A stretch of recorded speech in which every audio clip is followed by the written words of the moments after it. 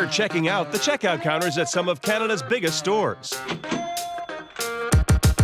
Bracing for that moment when wallets are out and pressure is on. Did you want to make a small donation? Do you want to add $1 and donate to Level Breeding?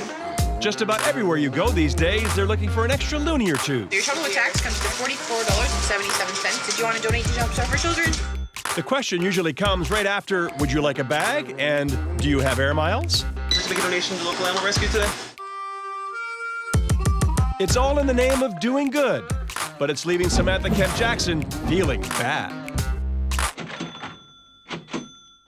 My first thought is, oh no. As soon as I see that there's a campaign going on, I think, oh brother, here we go again. We're with her in line at a Metro grocery store. All around us, shoppers are being asked to give money to a school breakfast program called Toonies for Tummies. $7.33. You want to donate to that? Not today, thanks. Would you like to donate to $2 for Tummy? Samantha's dreading her turn. I'm not a Grinch, I'm not a Scrooge. I believe in charity, I donate to charity. She says this type of checkout charity creates too much pressure to give. You're going on shame, you're going on humiliation, you're going on catching people by surprise. What will she do when the question comes her way? And would you like to donate $2 to feed hungry kids, please? What is it? Stay tuned. Do you know how they're doing that? She's got a cartload of questions you'll want to hear.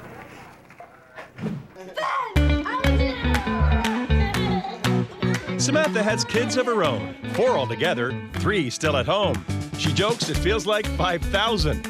Everybody come to the table, dinner's ready. She knows the challenges of raising a happy, healthy family. She writes a blog about parenting issues, and that's where she first shares her views on Checkout Charity. What kind of reaction have you gotten from people when you've been critical of this practice? I have, for the most part, gotten complete support by people who have said to me, right on, this is exactly how I feel. I'm glad someone finally said it. This has been going on too long. She does worry, though, people might think she's mean-spirited, when in fact, she just wants to give wisely. You can go to 4 places on a Saturday. I can go to the grocery store, the drugstore, the liquor store, and the hardware, Home Depot or whatever.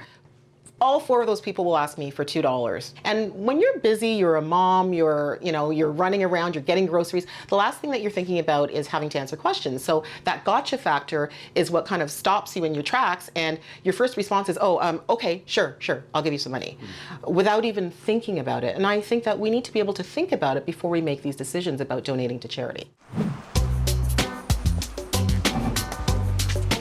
We take a charity drive of our own, and by our count, at least 30 big chains ask for donations at the point of sale. Stores such as Winners and Walmart, Costco and Canadian Tire, Shoppers Drug Mart and Sport Chek.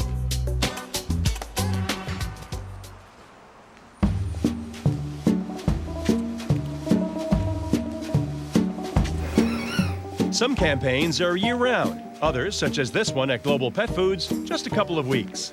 Would you like a bag for this? Yes. Would you like to make a donation to local animal rescue today? They call it Show Us Your Heart, raising money to feed and spay or neuter animals at local shelters. Sure, I'll put me down for $2. Perfect, thank you. Would you like to put your kitty's name on a heart for a window? Sure. You can put your pet's name on a heart in the window, a gesture meant to publicly recognize your contribution while making you feel good about giving. But it seems most Canadians don't feel too charitable towards Checkout Charity. A survey by Ipsos Reid for a Toronto marketing firm examining donations at the cash register suggests nearly half of us, 44%, feel pressured to give. Others feel inconvenienced, embarrassed, even angry. Almost 2/3 of those surveyed, 64%, have refused to donate at the checkout. With all that tension at the till, why keep asking? Simply put, Checkout Charity is one of the most effective ways to seek donations. Just think of the millions of us who go through checkout lines every day at places such as the liquor store. Would you like to donate to those kids? Even when most customers say no, You want to donate to those kids? Ontario's liquor stores ask enough to raise more than $1 million last year for Toronto's Hospital for Sick Children. Sick Kids Foundation is one of the biggest charities in the country. But you gotta wonder, aren't they tainting their image with a tactic so many Canadians don't like? Ted Gerard is CEO of Sick Kids Foundation. As a fundraiser, the only way that you raise money is by asking people to give. And whether or not that's at the checkout or around a board table or in a letter, if you don't ask, you don't get money. He says checkout charity isn't going away. Our view is that that direct one-on-one ask between the person at checkout and the person who's buying something is an effective way, because we do believe that people give to people. We saw one survey that about 2/3 of the people who were asked didn't like this method of raising money. They feel pressured to give, and that's not really what charity is supposed to be about. Do you understand how they feel? I would say that it is really, really important for people, if they are feeling guilted in any way, again, to say no. That's not our motivation in asking you to give, and it's certainly not the feeling that we want you to be left by. But we have to look at the results that we receive every year from this kind of checkout charity, and it's in the millions of dollars. So Really? It's very successful. How does that compare with some of your other fundraisers, the checkout charity versus other ones? Well, it's one of the more substantial ones. So it works, and charities rely on it. But why do stores do it when even their own employees admit folks don't like it? We run into this Metro cashier. People are like in a hurry, especially at lunchtime or dinner rush. They don't want to be bothered. And that Ipsos Reid survey shows people are bothered. 62% of respondents are against the idea of stores asking customers to donate. Even more, 67% say it's usually not clear what, if anything, the store is contributing. And would you like to donate $2 to feed hungry kids, please? Samantha Kemp-Jackson is one of those who wonders what the stores get out of this. I have to say that for many of the charities that I've been asked to donate to, I've not heard of 3/4 of them. She says the lack of accountability bothers her the most. I want to know how the money is being allocated. I want to know how much of my $2 is going to administration, how much of my $2 is going to overhead, how much is actually going to the person or persons or organization. And they don't tell you that at the checkout counter. There's no accountability. With our cameras rolling, Samantha steels herself with questions many of us want to ask, but don't have the time or maybe the guts to do it. Do you have enough doing that? We'll give it to the school so they can buy foods and stuff like that. Make great facilities. Do you know how much of it goes? Or I don't know. is Metro paying towards it? Yeah, Metro takes all the money to give it to school. Did it get a tax receipt or? I am not sure about the part aspect of it. Okay, no. Okay. Not much to go on at the checkout. On Sam's tax question, the Canada Revenue Agency tells us companies that collect donations from you and me on behalf of a charity are not entitled to a tax break. Would you like to donate $2 to Tommy? Okay. But what about Sam's other questions? Where does all the money go, and what is in it for the stores? It's here to make a small donation to local breeding charities. We check out the financial books of Canada's biggest bookstore chain. Does checkout charity exhaust your goodwill? Make you feel bad about doing good? Tell us on Facebook or Twitter.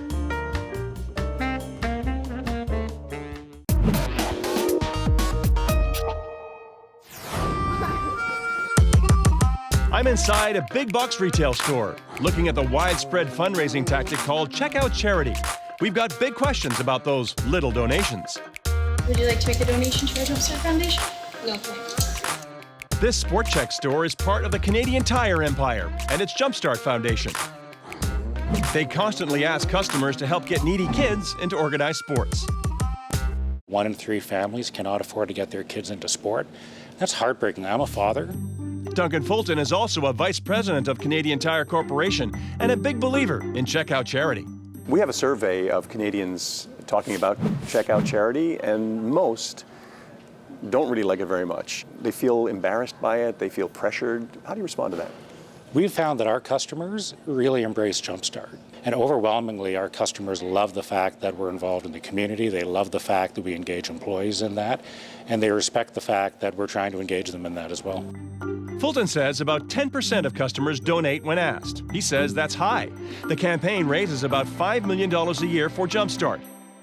But does it also raise the company's profile? There's another aspect of this kind of a program, which is what they call the halo effect. I mean, you're collecting the money and you have this big program, but you're getting kind of the glory too. So does this help drive the success of the company doing these sorts of things, even in the larger sense? I think I'd leave that up to the customers to tell us. I mean, I really mean it when I say this has been in our DNA.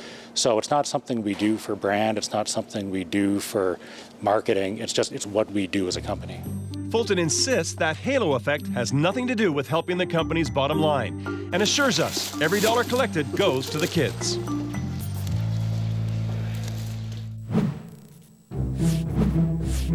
Over at Canada's biggest bookstore chain, the plot thickens. Do you want to add $1 and donate to Love of Reading? Indigo's own Love of Reading Foundation helps put books in school libraries.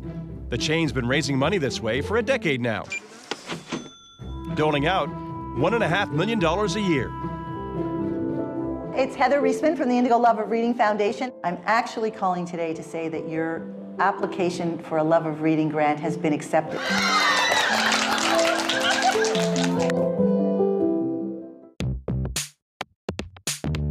Schools are thrilled to get the grants, all built on transactions like this. Do you want to make a donation for Love of Reading?